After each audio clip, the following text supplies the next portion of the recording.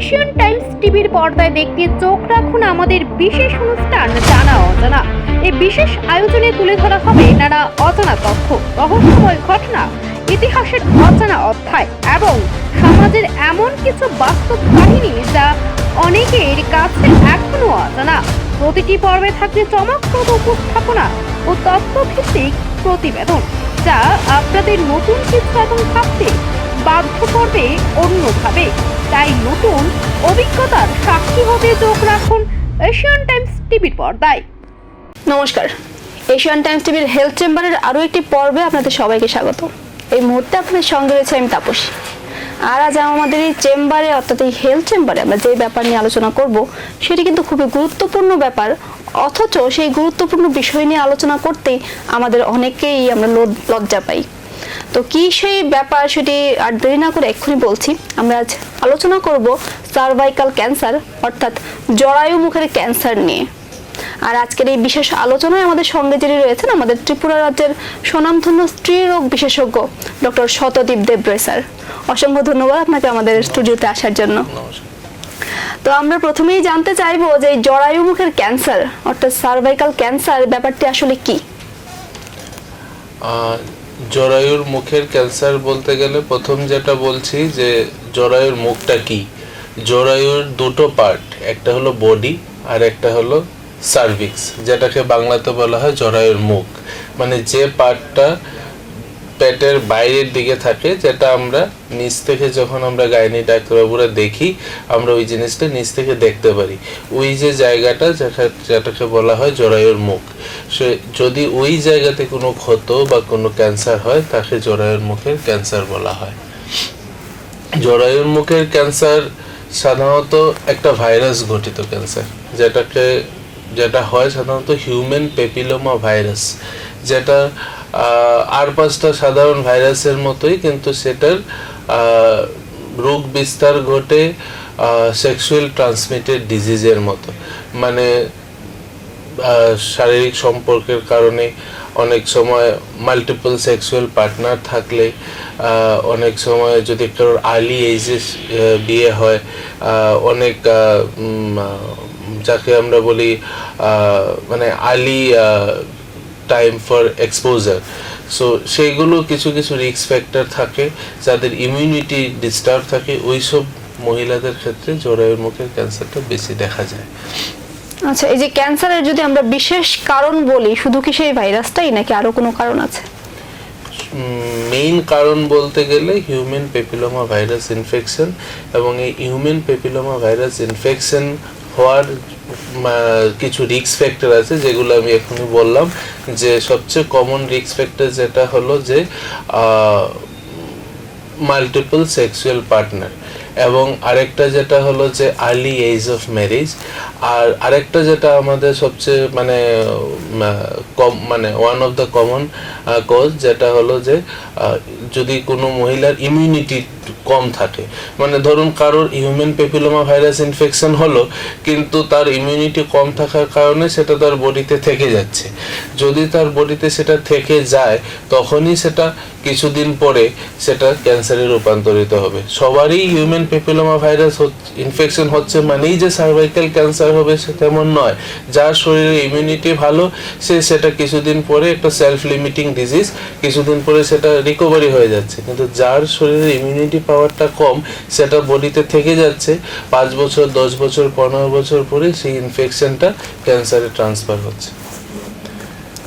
আচ্ছা, এই যে জরায়ু মুখের ক্যান্সার, এই ক্যান্সারের ঠিক কি কি উপসর্গ আছে বা কি কি লক্ষণ দেখলে একটা মানুষকে ডক্টরের কাছে যেতে হবে? অ্যাকচুয়ালি দেখুন, জরায়ুর মুখের যখন ক্যান্সারটা হয়ে গেল, তখন যে সিমটমগুলি হয় সেগুলো হলো অতিরিক্ত দুর্গন্ধযুক্ত স্রাব এবং অনিয়মিত ব্লিডিং। আরেকটা যেটা হতে পারে সহবাসের পরে ব্লিডিং। সেগুলো হলো টিপিক্যাল ক্যান্সারের লক্ষণ। সাথে সাথে আর 5টা ক্যান্সারে যেরকম আমরা দেখতে পারি যে ওজন কমে যাচ্ছে, খাওয়ার খিদে পাচ্ছে না, পেটে একটা ব্যথা হচ্ছে, সাথে সাথে বাকি যে সিমটমগুলো বললাম, যে অনিয়মিত ব্লিডিং এবং সহবাসের পরে ব্লিডিং এবং দুর্গন্ধযুক্ত স্রাব এবং সবচেয়ে ইম্পর্টেন্ট জিনিস যেটা হলো, এই ক্যান্সারটা কিন্তু ইজ নট নেসেসারি যে বয়সকালের ক্যান্সার। মানে আমরা একটা মাথায় থাকে যে ক্যান্সার মানে বয়স্ক রোগীদের ক্ষেত্রে হবে, কিন্তু জরায়ুর মুখের ক্যান্সারটা কিন্তু একটা মিড এজের ক্যান্সার। মানে এটা 40 বছর 50 বছরের মহিলাদের ক্ষেত্রেও কিন্তু দেখা যায়। তো সেই জন্য যেটা অনেক সময় আপনি যেটা ইন্ট্রোডাকশনে প্রথমে বললেন যে মানুষ লজ্জা করে জিনিসটা বলে না, যে সাদা স্রাবের সমস্যা হচ্ছে, সেটা হয়তো নর্মাল জিনিস, সেটাকে নিয়ে বেশি পাত্তা দিলাম না। কিন্তু ব্যাপারটা এরকম নয়। এই সাদা স্রাবগুলো থাকতে থাকতেই হয়তো একটা সময় সেটা ক্যান্সারে রূপান্তরিত হবে। তো সাদা স্রাবের সমস্যা যদি থাকে, সেটাকে ক্যান্সারের পূর্ববর্তী লক্ষণ ধরে নিয়ে ডাক্তারের কাছে আসা দরকার। বাকি যে সিমটমগুলো বললাম সেগুলো তো ক্যান্সারের সিমটম। ক্যান্সারের সিমটম হওয়ার আগেই যদি আমরা জিনিসটাকে আসি, তাহলে ক্যান্সার হবে না। আচ্ছা, এই যে এই সার্ভাইকাল ক্যান্সার বললেন, এটা নির্ণয় করবে কিভাবে? যখন ডক্টরের কাছে যাবে তখন তো টেস্ট দেবে না?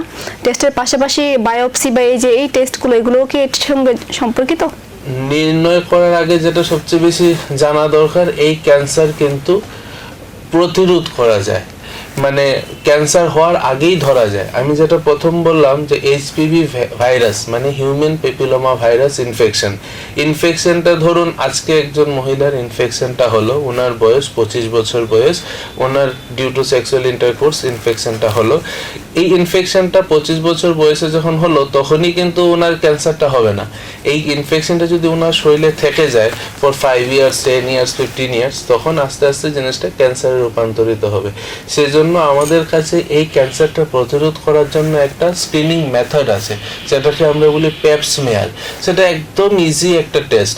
আমরা যে কোনো আউটডোর বেসিসে, সেটা হসপিটাল চেম্বারে হতে পারে বা আমাদের প্রাইভেট চেম্বারে হতে পারে, আমরা কোনো ইজ নট এ পেইনফুল, মানে একদম ব্যথাহীন একটা টেস্ট, আমরা জাস্ট নিচ থেকে মাসিকের রাস্তা থেকে একটা রস নিয়ে আমরা এই পরীক্ষাটা করি। এই পরীক্ষাটা কারোর যদি কোনো সিমটম নাও থাকে, ধরুন কারণ কোনো ইরেগুলার ব্লিডিং নেই, অনিয়মিত ব্লিডিং নেই, সাদা স্রাব নেই, তাও আমরা বলে থাকি প্রতিটা বিবাহিত মহিলা 3 বছর অন্তর অন্তর ডাক্তারবাবুর কাছে এসে এই রসের পরীক্ষাটা, যাকে আমরা ডাক্তারি ভাষায় বলি পেপ স্মিয়ার, এই পেপ স্মিয়ারটা যাতে করে যায়। এই পেপ স্মিয়ার করার অর্থ হলো, যদি কোনো মহিলার এইচপিভি ভাইরাস ইনফেকশনও হয়, সেই ইনফেকশনটা কোন ভাইরাস দ্বারা হয়েছে, সেটা কি আদৌ কোনো ক্যান্সার করতে পারে, সেই ভাইরাসের কি ক্যান্সার করার ক্ষমতা আছে, সেই জিনিসটাও ধরা পড়ে। আর যদি ক্যান্সার হওয়ার পূর্ববর্তী কোনো স্টেজও থাকে, সেটাও কিন্তু ধরা পড়ে। আর ক্যান্সার হলে তো ধরা পড়বেই। তো এজন্য আমরা বলি যে এই ক্যান্সারটা কিন্তু টোটালি 100% প্রিভেন্টেবল ক্যান্সার। মানে ক্যান্সার হওয়ার আগেই যদি আমি জিনিসটাকে তার ইনফেকশন লেভেল থেকে ধরে নিতে পারি, তাহলে তার ক্যান্সার হচ্ছে না। আর আপনি যে জিনিসটা আমাকে জিজ্ঞেস করলেন যে নির্ণয় কিভাবে করব, ধরুন কারোর সিমটম শুনে আমার মনে হচ্ছে যে হ্যাঁ, সেটা হয়তো ক্যান্সারে হয়েই গেছে। ইন দ্যাট সেন্স যখন আমি জিনিসটা ফিজিক্যালি দেখছি, নিচ থেকে যখন দেখছি, আমার যদি মনে হয় এখানে কোনো একটা গ্রোথ আছে, দেখতে এমন একটা টিউমারের মতো লাগছে যেটা ক্যান্সার, তখন আর পেপ স্মিয়ার করার প্রয়োজন হয় না, ডাইরেক্ট আমরা সেখান থেকে বায়োপসি নিয়ে নিতে পারি। এবং এই বায়োপসিটাও আজকালকে আমরা ওপিডি বেসিসে নিচ্ছি, মানে পেশেন্টকে কোনো পেইনলেস প্রসিডিওর, এই সেমভাবে যেভাবে রসের পরীক্ষাটা হয় সেইভাবে বায়োপসিটাও নেওয়া হচ্ছে। পেশেন্টকে কোনো অ্যাডমিশনেরও দরকার নেই, আমরা জাস্ট বায়োপসি নিলাম, 5-7 দিনের মধ্যে রিপোর্ট আসলো যে সেটা ক্যান্সার আছে কি নেই। আচ্ছা, এই যে বললেন আপনি যে ম্যারিড যারা, তারা 3 বছর অন্তর অন্তর টেস্ট করবে, যারা আনম্যারিড তারা কি করবে না? আনমেরিডের ক্ষেত্রে সেটা রিকমেন্ডেশন এখন পর্যন্ত নেই। অ্যাকচুয়ালি ম্যারিড আনমেরিড অ্যাকচুয়ালি জিনিসটা ডিপেন্ডস করছে তার সেক্সুয়াল এক্সপোজার উপরে। If she is sexually active then she should go for 3 year check up. মানে যদি কারো সেক্সুয়ালি অ্যাক্টিভ থাকে তখন সে যাবে, আদারওয়াইজ তার রিকমেন্ডেশন নেই। বিফোর সেক্সুয়াল ইন্টারকোর্স তার এই টেস্টের কোনো রিকমেন্ডেশন নেই। আচ্ছা আচ্ছা, তাহলে বিফোর ম্যারেজ তার সেই রকম রিস্কটাও থাকবে না, তাই না? বিফোর ম্যারেজ সেরকম কোনো রিস্ক থাকছে না, মানে বিফোর সেক্সুয়াল ইন্টারকোর্স তার সেরকম কোনো রিস্ক থাকছে না। আচ্ছা আচ্ছা, তাহলে এই যে আফটার ম্যারেজ বললেন যে এইচপিভি এই টেস্টটা, এই টেস্টটা নিয়ে কিন্তু অনেকের মধ্যে একটা কিছু ভুল ধারণা কাজ করে, এই টেস্ট করলে কি আমার কোনো ক্ষতি হবে কি না, অনেকে ভয় পায়। তো ওই ভয়ের ব্যাপারে আপনি কি বলবেন? এইচপিভি ভাইরাস টেস্টের ভয়ের তো কিছু নেই, সেটাতে মানে সেম ভাবে যেটা আমি প্যাপসমিয়ার নিচ্ছি, যেখান থেকে রস নিয়ে পরীক্ষা করছি, সেই রসের পরীক্ষার মধ্যেই এইচপিভির রিপোর্টটা চলে আসবে। সেটার মধ্যে ভয় পেয়ে তো কিছু লাভ নেই। আর যদি কারোর এইচপিভি ইনফেকশন হয়, সেটা ডিটেকশন না হয়, যখন সেটা ক্যান্সার হবে তখন আর ডিটেকশন করে তো হ্যাঁ, যদিও সার্ভাইকাল ক্যান্সার এমন একটা ক্যান্সার, যদি কারোর ক্যান্সারও হয় তাও সেটা মোটামুটি আমরা বলি যে 90-95% সেটা কিউরেবল ডিজিজ। যদি আর্লি স্টেজে ডায়াগনোসিস হয়, এই ক্যান্সারটা কিন্তু টোটালি কিউরেবল ডিজিজ। যে কোনো ক্যান্সার যখন আমরা ট্রিটমেন্ট করি তখন দুটো ইন্টেনশন নিয়ে ট্রিটমেন্ট করি, একটা কিউরেটিভ ইন্টেনশন, একটা প্যালিয়েটিভ ইন্টেনশন। মানে আমরা বলি যে রোগটাকে পুরোপুরি সুস্থ করতে পারবো না, জাস্ট আপনার সিমটমটাকে ঠিক করে দেবো, তার মানে সেটা প্যালিয়েটিভ ইন্টেনশন। আর যখন আমি রোগটাকে ধরার পরে ভাবছি যে না, আমি যাই করি, সার্জারি করি, রেডিয়েশন দিই, কেমো দিই, যাই দিই, কিন্তু আমার রোগটা 100% প্রিভেন্স মানে কিউরেটিভ হবে, সেই ক্ষেত্রে আমরা বলি কিউরেটিভ ইন্টেনশনে ট্রিটমেন্ট।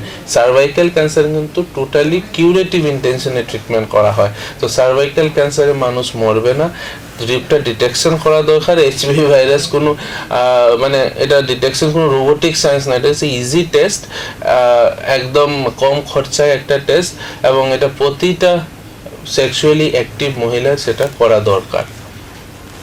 আচ্ছা, এই যে বললেন যে এটি কিওর হয় এই রোগটি, তো ফার্স্ট স্টেজে সাপোজ ধরা পড়লো না, সেকেন্ড স্টেজে গিয়ে ধরা পড়লো, তখন তার কিওর হওয়ার চান্স ঠিক কতটা? সেকেন্ড স্টেজেও কিন্তু কিওর হওয়ার চান্স অনেকটা, কারণ ম্যাক্সিমাম সময় আমাদের এই রাজ্যে বলুন বা আমাদের এই ভারতবর্ষে বলুন, এজ এ ডেভেলপিং কান্ট্রি, আমরা যতই প্যাপসমিয়ার টেস্ট বলছি না কেন, স্ক্রিনিং টেস্ট বলছি না কেন, এখনও মানুষের মধ্যে সেই অ্যাওয়ারনেসটা নেই, মানুষ আসছে না, স্ক্রিনিং করাচ্ছে না। As a result maximum patient কিন্তু আমরা স্টেজ 2তেই ডিটেকশন করছি। এবং আমি যে মানে পার্সেন্টেজটা আপনাকে বললাম, 90-95% কিউরেটিভ ইন্টেনশন আমরা চিকিৎসা করছি, সেটা কিন্তু স্টেজ 2-র সমীক্ষা। এটা স্টেজ 1-এ হলে তো মানে সত্যি কথা বলতে কি কোনো অ্যাডজুভেন্ট ট্রিটমেন্ট, মানে যে কোনো একটা ক্যান্সার যখন আমরা চিকিৎসা করি তখন আমাদের 3টে মডালিটিস থাকে। একটা হলো সার্জারি, একটা রেডিয়েশন, একটা কেমোথেরাপি। তো সার্জারির পরে যে ট্রিটমেন্টগুলো করা হয় তাদেরকে বলি আমরা অ্যাডজুভেন্ট ট্রিটমেন্ট, মানে রেডিয়েশন এবং কেমোথেরাপি। যদি স্টেজ 1 ক্যান্সার ভালো করে অপারেশন করা হয়, রেডিয়েশন এবং কেমোথেরাপিরও দরকার হয় না। আর স্টেজ 2-র ক্ষেত্রে আমরা হয়তো বা সার্জারি করছি না, কিন্তু রেডিয়েশন দিয়ে চিকিৎসা করছি, কিন্তু সেই রেডিয়েশনও কিন্তু পুরোপুরি পেশেন্টকে সুস্থ করা যায়, সার্জারি না করেও কিন্তু পেশেন্টকে সুস্থ করা যায়। সেই 90-95% কিউরেটিভ ইন্টেনশন নিয়েই চিকিৎসা করা হয়। আচ্ছা, এই যে আপনি চিকিৎসার কথা বললেন, এই চিকিৎসা যদি আমি আরেকটু বিস্তারিতভাবে জানতে চাই তাহলে কিভাবে বলবেন? অ্যাকচুয়ালি সার্ভাইকাল ক্যান্সারের চিকিৎসা বলতে আমি আপনাকে এক্ষুনি যা বললাম, মেইনলি দুটো, একটা হলো সার্জারি আর একটা হলো রেডিয়েশন। এখন দেখা গেছে যে কিছু মানে রিসেন্টলি যে পেপারসগুলো আমাদের হাতে আছে, যে ডাটাগুলো আমাদের হাতে আছে, সেগুলো বলছে যে সার্জারি করলেও পেশেন্টকে যা প্রগনোসিস দেওয়া যাবে, একটা রেডিয়েশন দিলেও কিন্তু পেশেন্টকে সেম প্রগনোসিস দেওয়া যাবে। মানে পেশেন্টের যদি 5 ইয়ার সার্ভাইভাল রেট দেখি, মানে একটা পেশেন্ট ক্যান্সার ডিটেকশনের পরে তার 5 বছর সার্ভাইভাল রেট যদি আমি দেখি, সেই ক্ষেত্রে সার্জারি এবং রেডিয়েশনের দুটোতেই কিন্তু সমান উপকার। সেই ক্ষেত্রে আমরা বলি যে পেশেন্ট যে কোনো একটা ট্রিটমেন্ট চুজ করতে পারে। কিন্তু স্টেজ 1 ক্যান্সারের ক্ষেত্রে এবং স্টেজ 2A, এই এতটুক মানে স্টেজ 1-এরও কিছু সাবডিভিশন আছে, তারপরে stage 2A up to stage 2A কিন্তু আমরা সার্জারির মাধ্যমেই চিকিৎসা করতে চাই। কারণ অ্যাজ এ সার্জন আমরা সবসময় মনে করি যদি সার্জারির মাধ্যমে চিকিৎসাটা হয়ে যায়, পেশেন্টকে যদি অ্যাডজুভেন্ট কোনো রেডিয়েশন না দিতে হয়, this is the best treatment. But কোনো সময় যদি পেশেন্টের ফিজিক্যাল কন্ডিশন অ্যালাউ না করে, পেশেন্ট যদি দেখা যায় যে আর 5টা কোমরবিডিটি আছে যেগুলোর কারণে অনেক সময় সার্জারি করা সম্ভব হবে না, সেই ক্ষেত্রে যদি আমরা স্টেজ 1-এও যদি আমি রেডিয়েশন দিয়ে চিকিৎসা করি, তাও কিন্তু এই চিকিৎসাটা কোনো মতে সেটা নিম্নমানের চিকিৎসা হচ্ছে না। This is the same treatment like surgery. আমাদের ইন্টেনশন থাকবে যে সার্জারি করা, যদি কোনো কারণে সার্জারি করা সম্ভব না হয় বিকজ অফ পেশেন্টসের surgical unfitness, in that case যদি আমি রেডিয়েশন দিয়েও চিকিৎসা করি সেটাও কিন্তু ইকুয়ালি এফেক্টিভ। সো আমি বলবো যে ট্রিটমেন্ট করা দরকার, সেটা ডাক্তার এবং টিউমার বোর্ড ডিসাইড করবে যে সেখানে সার্জারি হবে না রেডিয়েশন হবে না সার্জারি রেডিয়েশন দুটোই হবে। সো সেটা টিউমার বোর্ড ডিসাইড করবে, কিন্তু আলটিমেটলি চিকিৎসা করলে যে এই রোগ মোটামুটি 95% কিউর হয়, সেটাই আমার সবার কাছে বলা। আচ্ছা, এই যে ক্যান্সার হলে অনেকেই দেখা যায় চুল পড়ার একটা সমস্যা তৈরি হয়, এটা কি শুধুমাত্র কেমোর এফেক্ট না রেডিয়েশনের সেম এফেক্ট হতে পারে? না, রেডিয়েশনে চুল পড়বে না, মেইনলি কেমোর জন্য চুল পড়ে, এবং সেটাও সব কেমোতে চুল পড়ে না। এই যে সার্ভাইকাল ক্যান্সারে আমরা কিছুটা কেমো দেই, রেডিয়েশনের সাথে হালকা একটা কেমো দেওয়া হয়, সেটা সপ্তাহে একটা করে হালকা ডোজের একটা কেমো দেওয়া হয়, সেটাতে কিন্তু একদমই চুল পড়ে না। তো সার্ভাইকাল ক্যান্সারের যে রেডিয়েশন বা সার্ভাইকাল ক্যান্সারের যা কেমো, সেটাতে কিন্তু একদমই পেশেন্টের চুল পড়বে না। কিছু কিছু ক্যান্সার আছে, যেমন আমাদের গাইনোকোলজিতে ওভারিয়ান ক্যান্সার, সেখানে যে কেমোগুলো ইউজ করা হয় সেগুলোতে চুল পড়ে, কিন্তু এটাও জেনে রাখা দরকার এটা সাময়িক, কেমোর এফেক্ট শেষ হয়ে গেলে বডিতে আবার চুল গজাবে। আচ্ছা, এই যে সার্ভাইকাল ক্যান্সারের ক্ষেত্রে যে পেশেন্ট ট্রিটমেন্ট নেবে, মেডিসিনস নেবে, ওই মেডিসিনের সাইড এফেক্ট কি শুধুমাত্র ওই সময়টার জন্য হতে পারে বা অথবা সারা জীবন সাইড এফেক্ট থাকতে পারে, এরকম কি কোনো ব্যাপার আছে? ট্রিটমেন্ট বলতে আমি তো বললাম আইদার সার্জারি বা রেডিয়েশন। রেডিয়েশনের সাইড এফেক্ট বলতে দেখুন, আজকালকার দিনে যা রেডিয়েশন মেশিন আমাদের আছে সেগুলোতে সাইড এফেক্টের পরিমাণ খুবই কম। যা অল্প বিস্তর সাইড এফেক্ট হয় সেগুলো ট্রিটমেন্ট করে পেশেন্টের মানে উপকার দেওয়াই যায়, মানে সেখানে লাইফ টাইম সাইড এফেক্ট থেকে যাবে এরকম কিছু নয়। আর সার্জিক্যাল সাইড এফেক্ট বলতে তেমন কিছু নেই। সার্জিক্যাল সাইড এফেক্ট মানে পোস্ট অপারেটিভ, ধরুন আমি একটা যে কোনো সার্জারি করলাম, সেটা ক্যান্সার সার্জারি নয়, অন্য যে কোনো সার্জারি করলাম, তার যা সাইড এফেক্ট, ইনফেকশন হতে পারে, ওন গ্যাপিং হতে পারে, পেশেন্টের কোনো কারণে ব্লিডিং হয়ে পেশেন্টের ব্লাড ট্রান্সফিউশন লাগতে পারে, সেগুলো তো আর 5টা সার্জারিতেও হতে পারে, সেটা ক্যান্সার সার্জারিতেই যে হবে সেমন তো কোনো কথা নেই। তো সেটা সাইড এফেক্ট বলতে যে আলাদা করে ক্যান্সার সার্জারিতে বেশি সাইড এফেক্ট হবে সেরকম কিছু নেই। আচ্ছা আচ্ছা, ক্যান্সার হলে ইমিউনিটি পাওয়ারের ক্ষেত্রে তো এর একটা প্রভাব পড়ে, তাই না? হ্যাঁ, ক্যান্সার হলে ইমিউনিটি পাওয়ারে এফেক্ট পড়ে, এবং ক্যান্সার ট্রিটমেন্টের কারণে ইমিউনিটি ল হয়, দুটোই হতে পারে। মানে যখন কারোর ক্যান্সার হলো, she is already immuno compromise, আর একটা হলো যখন তার ট্রিটমেন্ট শুরু হলো, যদি আমি স্পেশালি কেমো দিয়ে ট্রিটমেন্ট করি তখন অ্যাকচুয়ালি ইমিউনিটি ডেফিনেটলি ল হবে। রেডিয়েশনে খুব বেশি হয় না, সার্জারিতে ইমিউনিটির সাথে তেমন কোনো সম্পর্ক নেই সার্জারির ট্রিটমেন্টে, সেজন্য আমরা সবসময় সার্জিক্যাল ট্রিটমেন্টটাকেই প্রেফার করি। কারণ সার্জারিতে ওই রকম আপনি যেগুলো বলছেন চুল পড়া, ইমিউনিটি লো হওয়া, সেগুলো কিছুই হবে না। যা সার্জিক্যাল রিকভারি হতে যা সময় লাগছে 2 সপ্তাহ 3 সপ্তাহ, তারপরে পেশেন্ট সুস্থ হয়ে যাচ্ছে। ওই অ্যাডজুভেন্ট ট্রিটমেন্টে যে সাইড এফেক্টগুলো আপনি জানতে চাইছেন, সেগুলো অ্যাকচুয়ালি সার্জিক্যাল ট্রিটমেন্টে সেরকম কোনো সাইড এফেক্ট তো থাকে না। আচ্ছা, এই যে ইমিউন সিস্টেমটা তাহলে বলছেন যে সাইড এফেক্ট অথবা ইমিউন সিস্টেমের যে ক্ষতিকর প্রভাবটা, এই প্রভাবটা যদি সে সার্জারি করে তাহলে থাকবে না, সেটা স্বাভাবিক। সেটা রেডিয়েশন অথবা কেমোর ক্ষেত্রে হতে পারে। বেশিরভাগ ক্ষেত্রে কেমোর ক্ষেত্রে ইমিউনিটি লো হওয়ার হাই চান্স থাকে।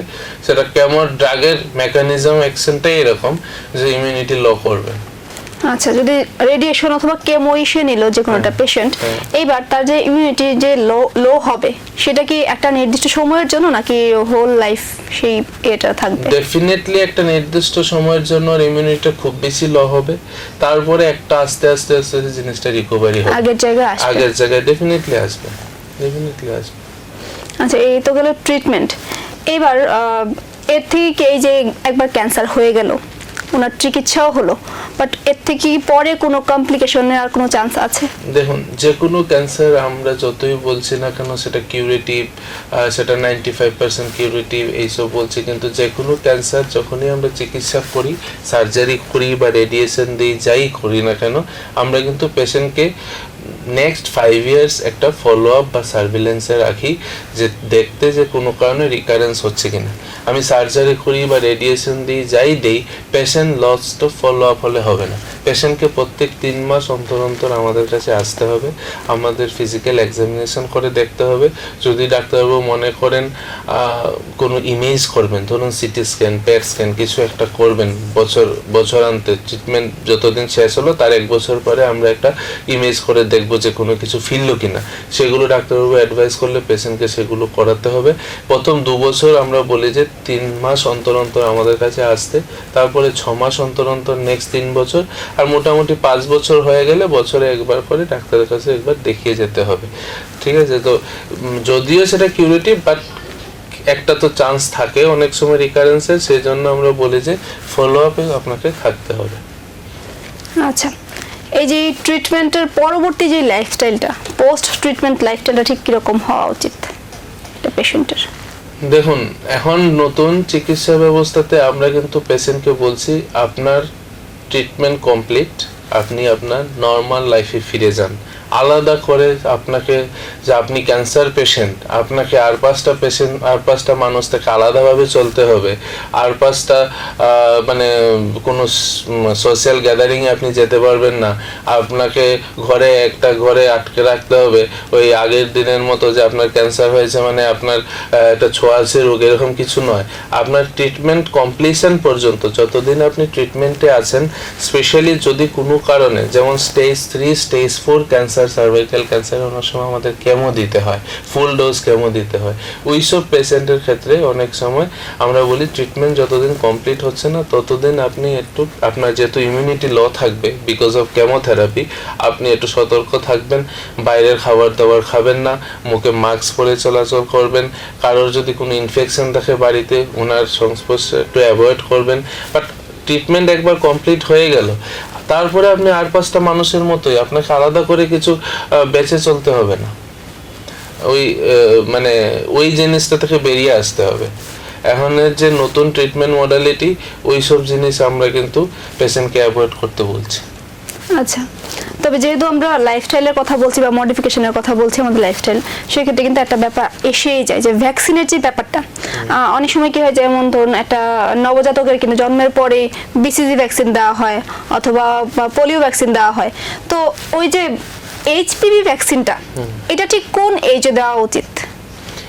হ্যাঁ, সেটা প্রিভেনশন, সার্ভাইকাল ক্যান্সারের যখন আমি প্রিভেনশন বলছিলাম তখনই আমার বলা উচিত ছিল পেপসমিয়ারের সাথে সাথে আরেকটা মডালিটিস হলো ভ্যাকসিনেশন। ভ্যাকসিনেশনটা আজকালকে আমরা প্রতিটা মানে স্কুল গোয়িং আমরা বলি 9 থেকে 14 বছরের মেয়েদের ক্ষেত্রে ভ্যাকসিনেশন শুরু হওয়া দরকার। 14 বছরের পরে আমরা 3টে ডোজ দেব, আর 14 বছরের আগে যদি হয় তাহলে 2টো ডোজ দেব। 3 রকমের ভ্যাকসিন আছে, সার্ভারিক্স ভ্যাকসিন, গার্ডাসিল এবং গার্ডাসিল 9। এখন যেটা আমাদের রিসেন্টলি আমাদের ভারত সরকার যেটা শুরু করেছেন সেটা গার্ডাসিল, যেটা কোয়াড্রিভ্যালেন্ট ভ্যাকসিন, মানে 4টা এইচপিভি ভাইরাসের এগেনস্টে ভ্যাকসিন অলরেডি আমাদের ভারত সরকার শুরু করে দিয়েছেন বিনামূল্যে। এখন কিন্তু প্রতিটা সরকারি হসপিটালে সেটা পাওয়া যাচ্ছে। আমরা বলছি যে প্রতিটা 9 থেকে 14 বছরের মেয়েদের ক্ষেত্রে সেটা গিয়ে নিয়ে আসতে, সেটা 2টো ডোজ নিতে হবে। আজকে যদি একটা ডোজ নেন 6 মাস পরে আরেকটা ডোজ, আর যদি কারো 14 বছরের উপরে মেয়ে হয় সেই ক্ষেত্রে 3টে ডোজ নিতে হবে, একটা 0 ডোজ, একটা 2 মাসের ডোজ আর একটা 6 মাসের ডোজ। ঠিক আছে?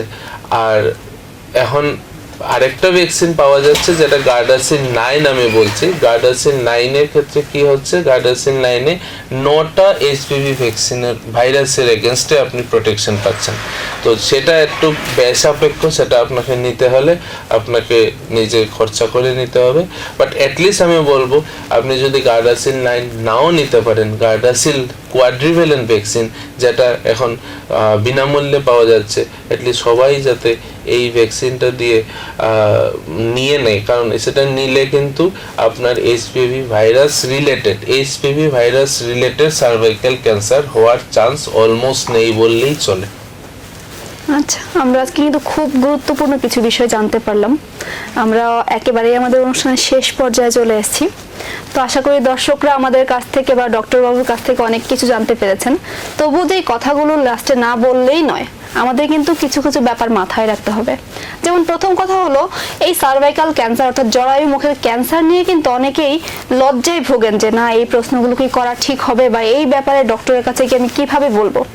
কিন্তু আপনাদের মাথায় রাখতে হবে, যদি বাঁচতে চান, সুস্থভাবে বাঁচতে চান, তাহলে কিন্তু লজ্জা করলে হবে না। তো যে কোনো সমস্যা দেখলে অবশ্যই ডক্টরের কাছে যান, এবং দ্বিতীয়ত ডক্টর যে টেস্ট কথা করতে বলছেন ওই টেস্টগুলো করুন। পাশাপাশি আরেকটা ব্যাপার যেটা মাথায় রাখবেন, সেটি হচ্ছে ডক্টরবাবু যেভাবে বললেন যে ভ্যাকসিন নেওয়ার কথাটা, 9 থেকে 14 বছর বয়সের মধ্যে এই ভ্যাকসিনটা নিয়ে নেওয়ার চেষ্টা করুন। কারণ আপনি সুস্থ থাকলেই কিন্তু আপনার পরিবারের সবাই সুস্থ থাকবে। আশা করি আপনাদের খুব ভালো লেগেছে আজকের এই আলোচনা। আজকের মতো আমাদের এই অনুষ্ঠান এখানেই শেষ করছি। ভালো থাকবেন। নমস্কার।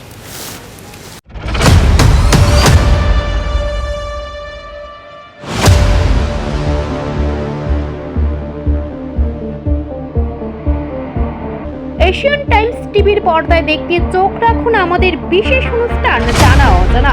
এই বিশেষ আয়োজনে তুলে ধরা হবে নানা অজানা তথ্য, রহস্যময় ঘটনা, ইতিহাসের অজানা অধ্যায় এবং সমাজের এমন কিছু বাস্তব কাহিনী যা অনেকের কাছে এখনো অজানা। প্রতিটি পর্বে থাকবে চমকপ্রদ উপস্থাপনা ও তথ্যভিত্তিক প্রতিবেদন, যা আপনাদের নতুন কিছু এবং ভাবতে বাধ্য করবে অন্যভাবে। তাই নতুন অভিজ্ঞতার সাক্ষী হতে চোখ রাখুন এশিয়ান টাইমস টিভির পর্দায়।